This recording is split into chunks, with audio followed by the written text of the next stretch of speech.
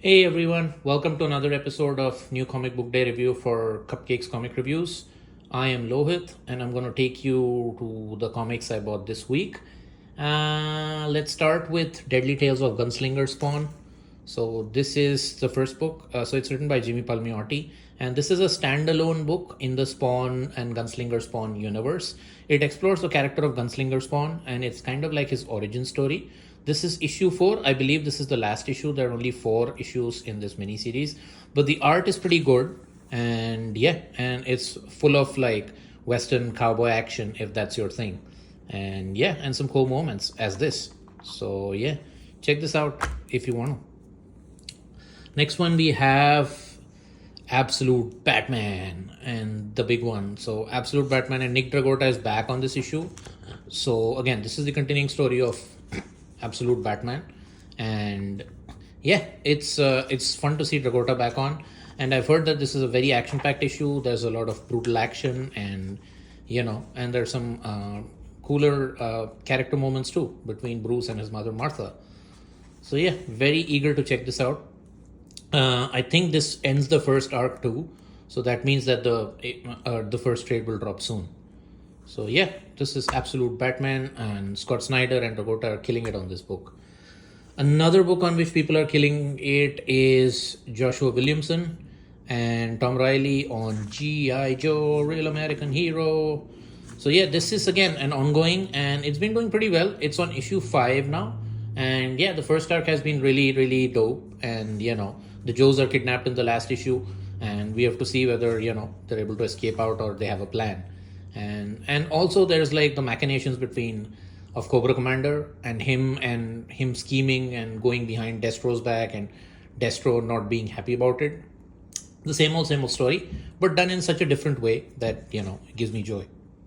So that's G.I. Joe for you. And the next one is Silverhawks. So again, brought to you. This video is sponsored by 80s Goodness. So 80s cartoons and comics. So Silverhawks, again, 80s cartoon. First issue was dope. I was really excited for it, and it basically gives you a story of how the Silverhawks were formed. So in the cartoon, they're already Silverhawks and they're already patrolling space and all. But this series by Ed Brisson, it explores what led to them becoming like Silverhawks. So this is Bluegrass. He has a cool guitar, and this cover is by James Stocco, who also did like the Godzilla books. So so curious to check issue 2 of Silverhawks out, and Brisson is pretty good, and he knows the property, and he's paying like homage and respect to it. I can't wait till Monstar shows up in one of these books. But that's about Silverhawks. Okay, let's move on to the next one, because we have a lot of books this week. This one is Gun Honey from the Gun Honey series. It's Heat Seeker Combustion. So this is about Dahlia Racers, who is an adjacent character who was introduced in the Gun Honey series. And this is about her journey, and it's about what she's up to, and people are chasing her, and she made her a shady deal, and now she's on the run.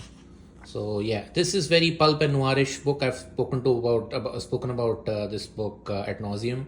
So it's a very sexy cover, and it's got like pulp noir kind of a story. So if you're into that, then this book is for you, and I love it. And then continuing Conan issue 19, I just met Jim Zub on this weekend, and and I think he told me that he's going to be there on this for till issue 50, so 50. So we're getting 50 issues of Conan. So this is a ongoing and continuing series, and I probably will buy all the 50 issues in the end. And this one doesn't have art from Rob Del Torre, but then because he's given a break, he's working on the subsequent issues.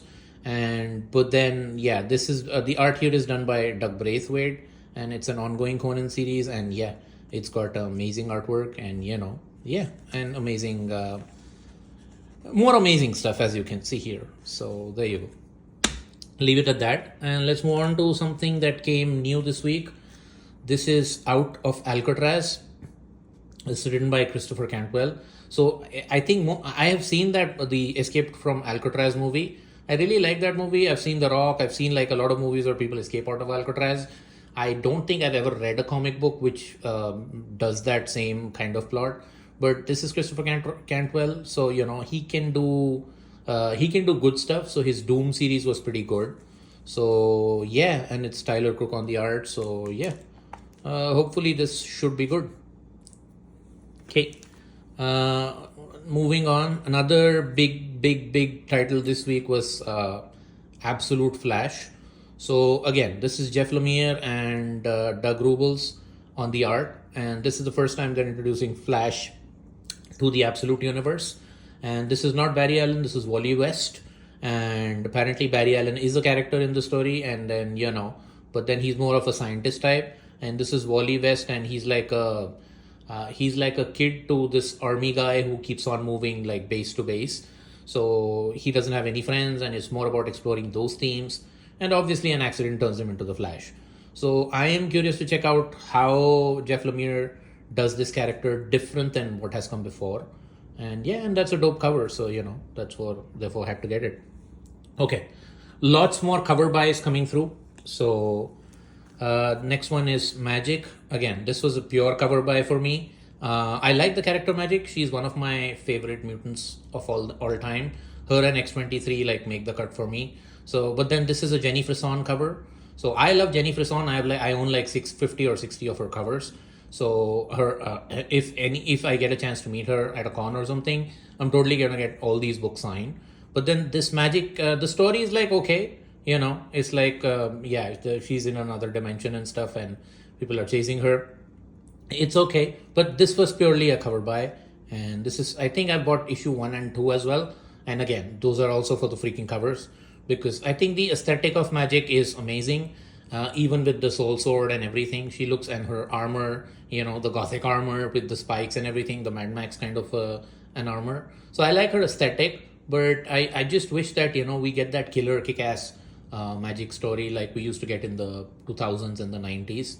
So yeah, hopefully this book can, this issue can change my perception on this. I'm enjoying it, but it's not the greatest. That's the only thing. Okay, excuse me for that. But then this is the next book. It's Jenny Frison again on the cover. This is Mera, and this is Aquaman issue 3. So yeah.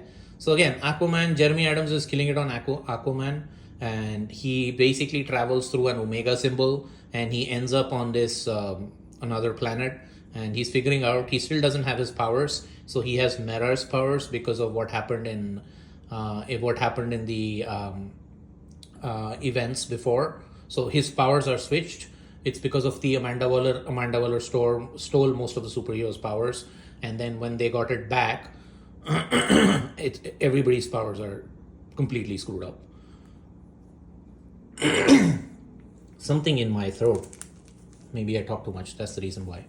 Anywho, so we have Big Barda here. So this is New Gods by Ramvi and Evan Cagle.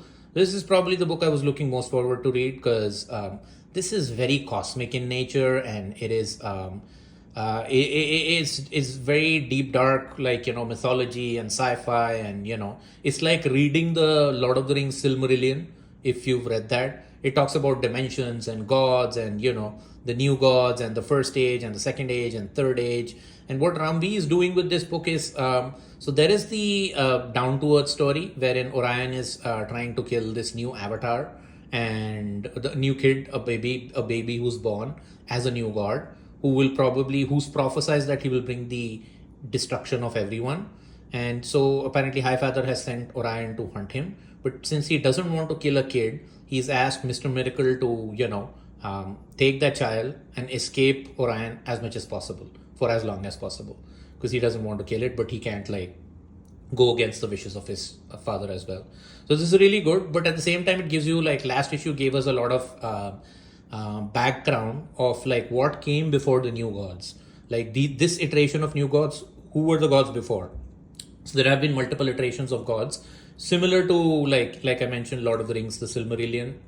There was the first age of Middle Earth, the second age of Middle Earth. There were different gods, and people evolve, and some people remain constant, and then they change.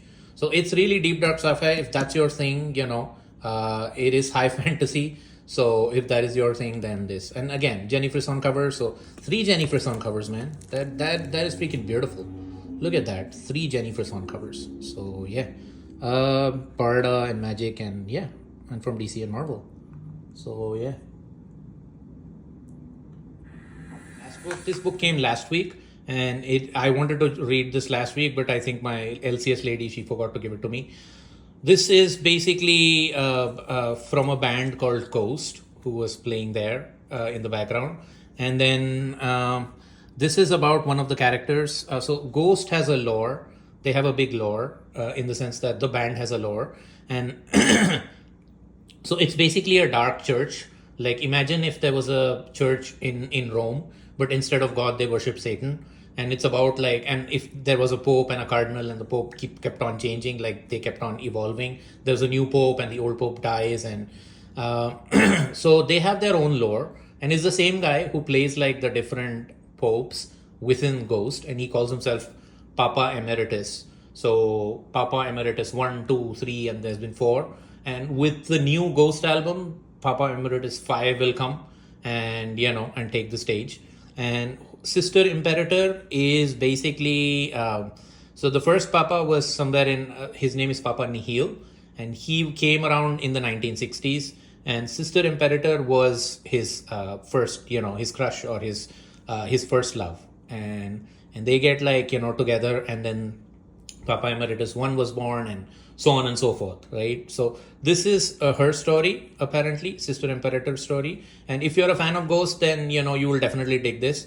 But if you have no idea about Ghost, I have heard that that Tobias Forge, who is the lead singer of Ghost, does a very good job with the story of this.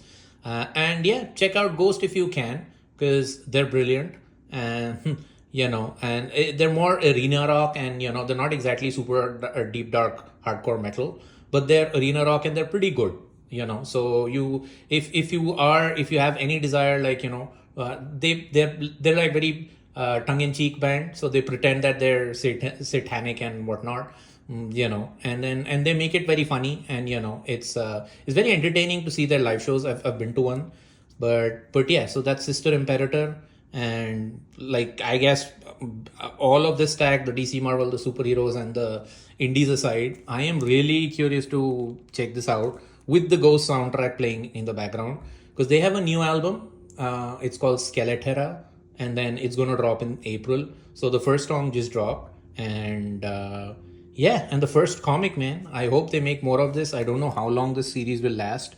This is issue 1. I guess it has to be a mini. I don't think this is like a long-term book. But then yeah, so I think I saw the solicitations. I think it's there till issue 4 or 5. So yeah, it's like one of those Iron Man comics, because the band is into different genres and subgenres, and they also know that their fans cross over comics and video games and whatnot. So they're trying their hand on other things.